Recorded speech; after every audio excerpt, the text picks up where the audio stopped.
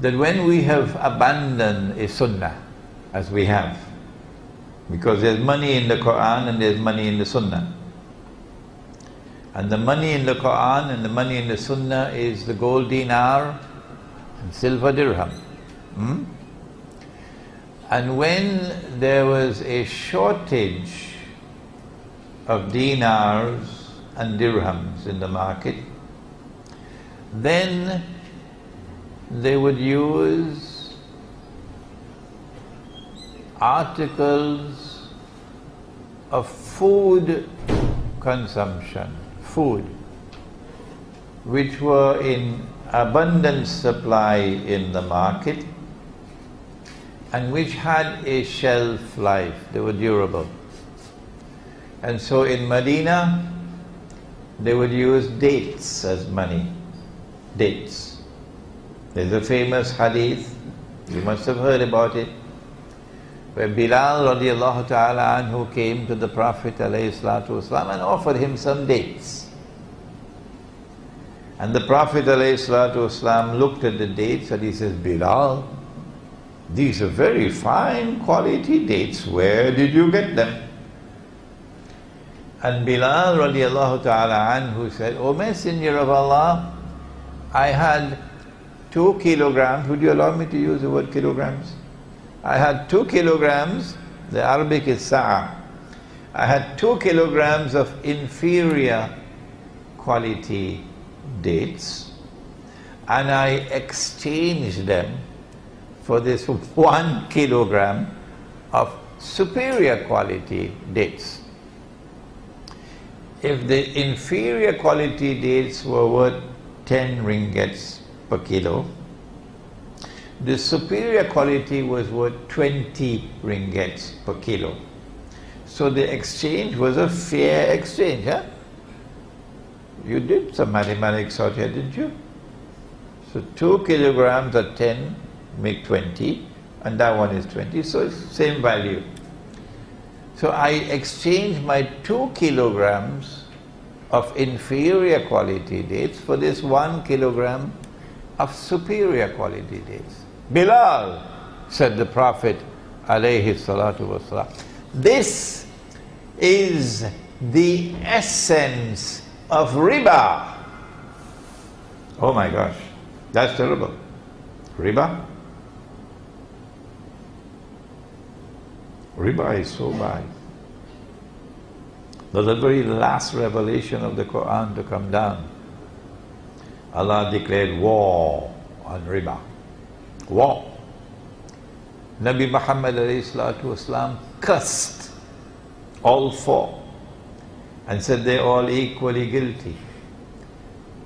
The one who takes riba, the one who gives riba, the one who records the transaction, the 2 witnesses.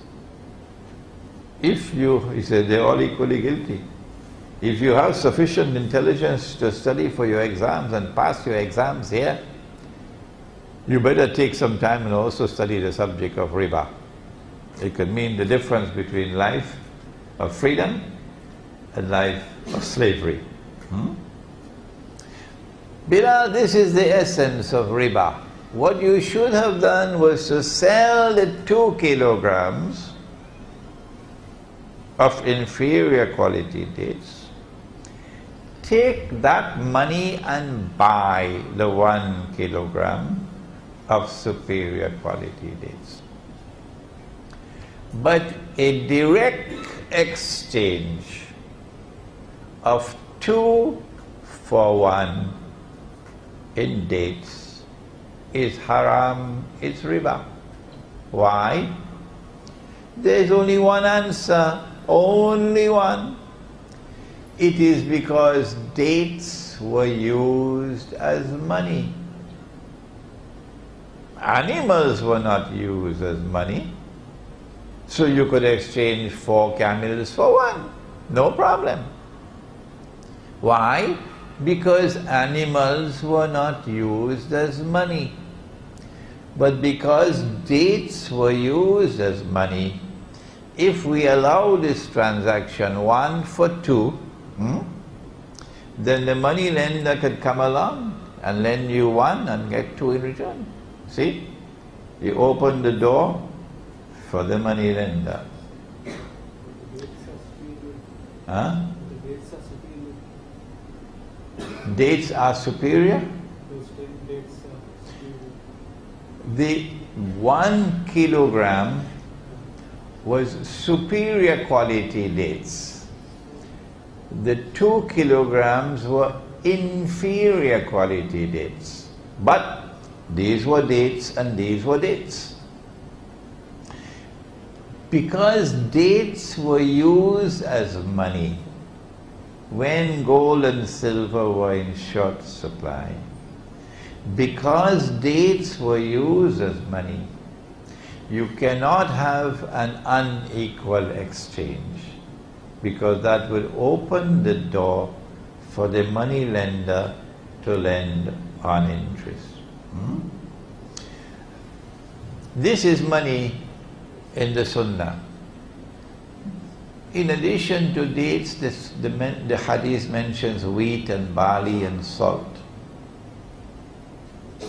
What will you do now that you've heard this lecture? Now that you agree with me that this paper money is bogus and fraudulent and haram, now that you want to return to the Sunnah that you've abandoned, you and I, and you are in Indonesia, in the island of Java, what would the Muslim youth do if he wants to recover the Sunnah and gold and silver are in short supply? The answer is that you would use rice. Rice. Rice. Nasi. Sudan? Somalia. MashaAllah. I love Somalia. I was once a student in Switzerland, and I had to study French in the summer. Student of the Graduate Institute of International Studies in Geneva. So they sent us to Fribourg for the summer to learn French. And we stayed in a hostel, Christian hostel. And every day we had to go for classes in French. There are lots of Muslim students from different parts of the world, Egypt, Tunisia, Turkey, and so on. And there were 2 Somalis and myself, 3, who would ask, what meat is this? What is this? What is that? And try to avoid haram. Only those 2 Somalis and myself. All the rest of the Muslim students ate whatever was there and drank whatever was there. I love Somalia. I love Somalia. If we want to recover the Sunnah, and we in Indonesia, and we have a shortage of gold and silver coins, we'll use rice as money. In other words, we will monetize our rice. Instead of selling the rice for this bogus Indonesian rupiah, we will use the rice as money to buy and to sell with the rice. The International Monetary Fund is going to be mad with us. The World Bank will be very angry with us. The Zionists will not be able to digest their food if we do this. Why? Because we're slipping out of their grasp by monetizing our rice and using rice as money. And if you're in Cuba, you know my neighbor, I'm from Trinidad. Cuba is just around the corner. And you know Fidel Castro doesn't smoke cigars anymore, you know that? No, he doesn't smoke cigars anymore. He's just cigars haram now.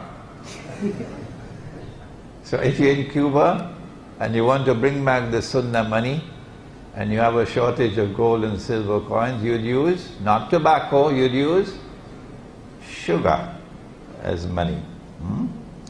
My opinion is that we have to move to the countryside And before we end, I have to tell you why I say the Muslim youth have to do it.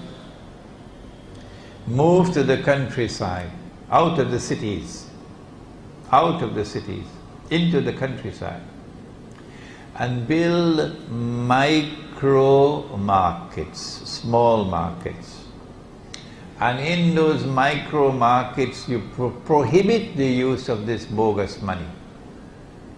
Nobody will buy using that money, nobody will sell for that money. No, not in this market. And you bring back dinar and dirham. In fact, you don't need dinar, it's all dirhams you'll be using. And if you have a shortage of dirhams, then you'd use like rice and flour and sugar and so on, wheat.